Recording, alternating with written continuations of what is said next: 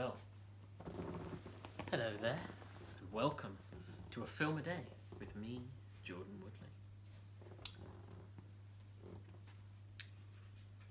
Since yesterday, I covered what one might describe as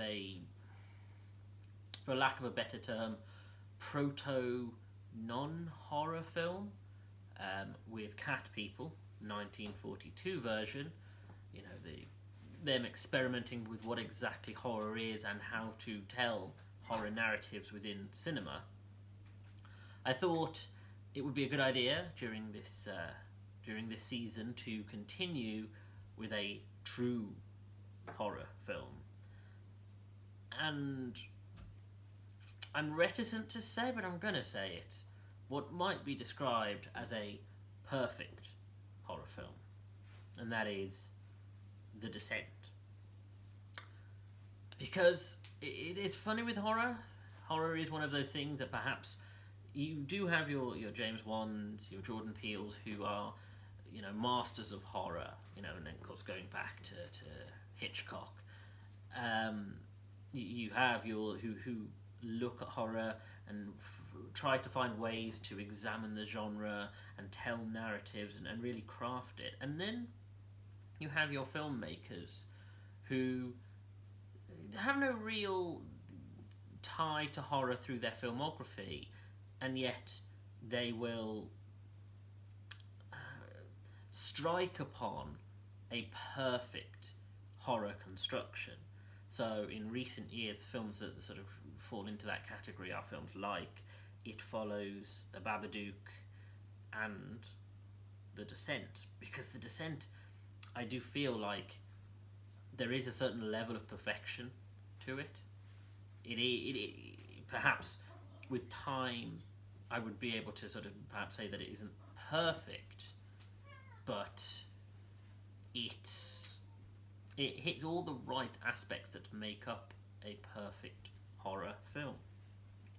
The fact that this is a narrative not only just about... I've talked previously about my relationship with creature features and the fact that it's not a subgenre within horror that I'm particularly interested in. And yet with The Descent, almost sort of defines the perfect usage of the creature feature, which is an unstoppable external force of unknowable alien creatures that sort of can't...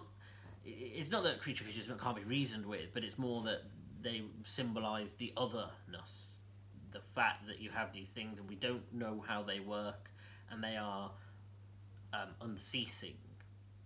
But the beauty of The Descent, I think, is the fact that even before you get to the crawlers, this film really takes its time to build the layers of it. I mean, it is almost an hour before we even see the crawlers. Well, besides background stuff that could go easily missed. But the fact that the film goes to the effort and takes its time to, of course, introduce Sarah and her trauma.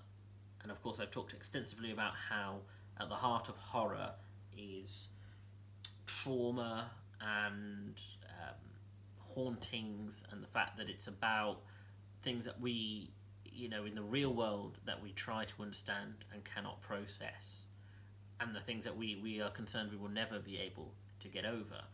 And of course the death of not only your husband but also your child being at the core of this, and the trauma of that. And I think the fact is that this film could exist without that whole plot. You could take out everything to do with Sarah's accident and all of the stuff around her psychology, the sort of the hallucinations, and it would be a very a still very well made horror film. But the fact that you have that layer that at the core of it really shows that this is a character piece first, and I think that is that is almost the core of it. It's almost the reason that this film is so good, is the fact that that decision was made, and it understands how horror is ultimately not about stopping a monster or overcoming forces we don't understand. It's about the internal and the idea that there are things that we can't process, particularly in Sarah's case with grief, and the idea that perhaps the distinct possibility that we will never get over these things. That's the films that I listed at the beginning, like It Follows, like The Babadook, understood that in the same way. That it's about that the fear that there are certain internal issues that we just won't be able to ever let go of. And so, of course, it attacks from both the internal and the external. Then on top of that, that's only the core layer, because on top of that you have the spelunking plotline, the story involving the girls, and of course their expedition, and the fact that Juno has sent them somewhere entirely uncharted, dangerous, and the fact that essentially makes up the first half of the film. Because again, there is something about the environment. You know, if you look at something all the way back to like The Shining in Kubrick or Alien, the idea is that it's not just the creature that is trying to kill you, it's the very environment itself, the setting you are in is almost trying to reach out and grab you. And I think that the caves and the nature of the caves and the fact that they are lost and trapped, sort of, because of course this film, you know, famously has that sense of, okay, the crawlers are introduced, but even before they're introduced, you can see them. And of course, as through this watch, I was trying to see if I could spot any before they are announced. But because of the way the film is structured, you get that sense where you're looking at the caves and the construction of the caves and of course the lighting of it, and it feels constantly like there could be something in amongst the rock formations. It almost looks sometimes like the rock formations are themselves trying to reach and grab the girls. You know, and I think that, again, that layer, that sense of, you know, the setting itself is dangerous without the creatures. The fact that they are in this impossible environment, that, you know, you could have had a film entirely about 6 Spelunks who go on a expedition to somewhere that hasn't been charted and put themselves in a dangerous environment that leads to their deaths, and made it just a incident thriller, you know, one of those thrillers where it's just like 127 hours. But then, as I say, you've had the psychological, you've had the environmental, and then on top of it you have the unknown, the creatures. And it really shows that this film understands how to make the horror truly it allows you to truly leave an impression, because you have Sarah's hauntings and her psychological breakdown in the sense of what is real and what is not. You have that sense that, you know, the girls are constantly being put into, you know, injuring themselves, are being affected by the trauma of being trapped with, you know, claustrophobia, you know, the diminishing power, the confusing pathways, the fear that they aren't going to be able to escape.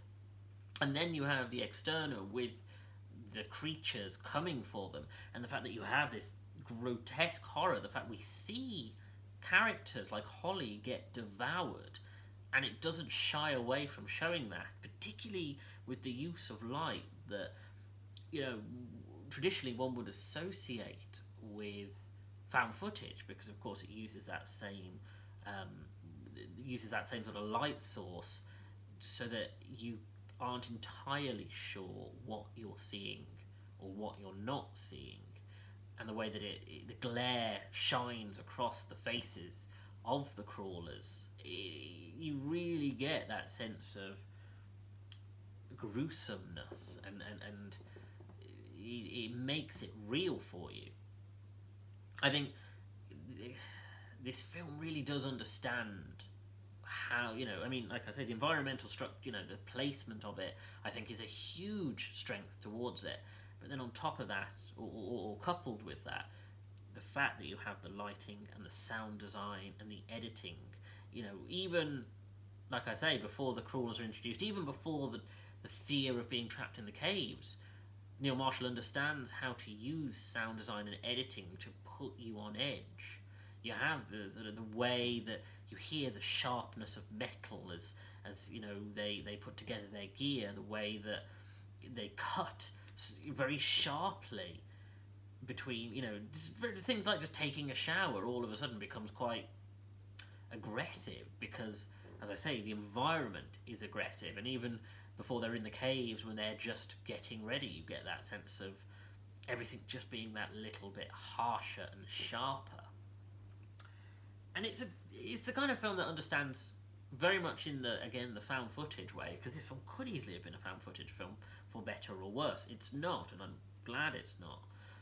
But it uses the sense of us as almost the seventh character in the ensemble, where a more traditionally structured horror or narrative at all would want to establish characters in a more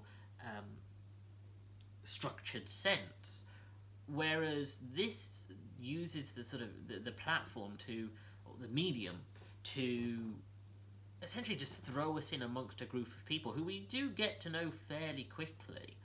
But like Holly, who is of course the outsider to the group who doesn't know them very well, we're almost the seventh character who also doesn't know them very well, and we are there to sort of observe conversations, particularly in the bit where the majority of the dialogue happens, where they're just talking amongst themselves, and you as an audience are almost on the back foot, having to try and determine what their dynamics are, what their relationships are, where the points of tension are. And of course, as we learn things later on, particularly between Juno and Sarah, you see that unspoken, well, from Juno's perspective, the unspoken tension of things that have been kept secret.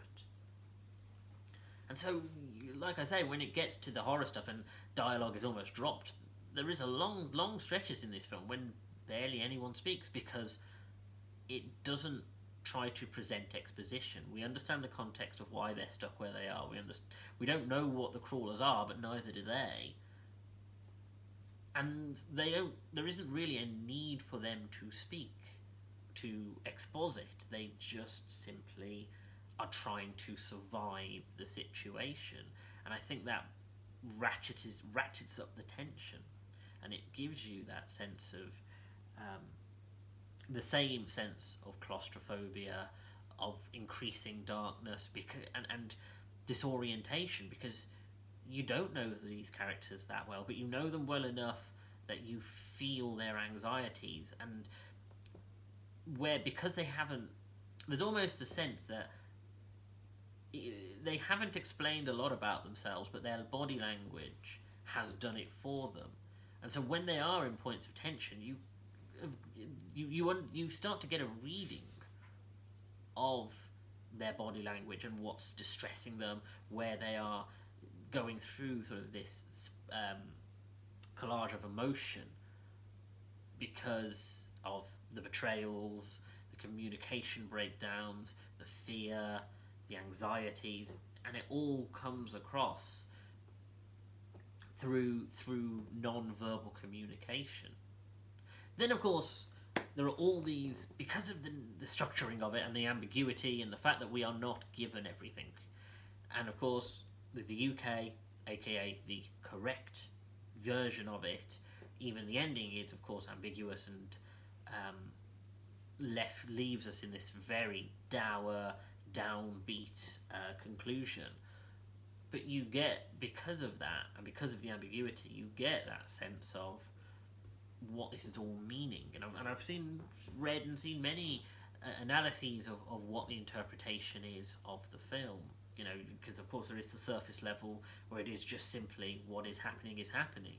But then of course you have the psychological reading where this is all symbolic of Sarah's grief and emotional breakdown, and perhaps none of this is real, or perhaps some of it is real. I've read interpretations about the crawlers not being real and it all being emanating from Sarah and projecting onto them, and so they're victims of mass hallucination. And even then, you can chop and deconstruct and reconstruct this however you want, because of course it's narrative, it's fiction, it doesn't, these characters don't exist outside of the story. So, but the way it's put together and the way you invest in it, I just think it just lends itself to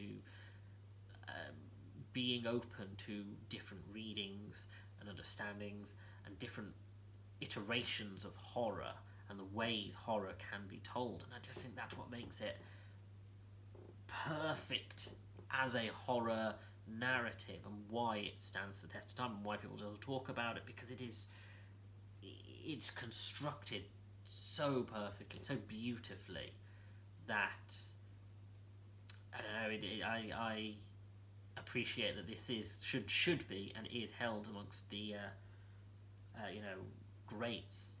I mean, if you forget the US ending, and if you forget the American Driven Descent Part 2, which I was aware of and I have briefly looked over, read the Descent Part 2's plot because I didn't want to watch it, and the fact that, like with films as I've talked about, like Paranormal Activity, where it shows a complete misunderstanding of the narrative and a real dumbing down of it, you get that sense, even looking at the plot of Descent Part 2, that it doesn't understand what makes Descent great, and it's simply playing the same beats again in hopes of capturing the same magic, but, as I say, complete misunderstanding of it. Because this is phenomenal. This is genuinely a great horror, and again, it's just one of those films I'm shocked that I haven't seen before now.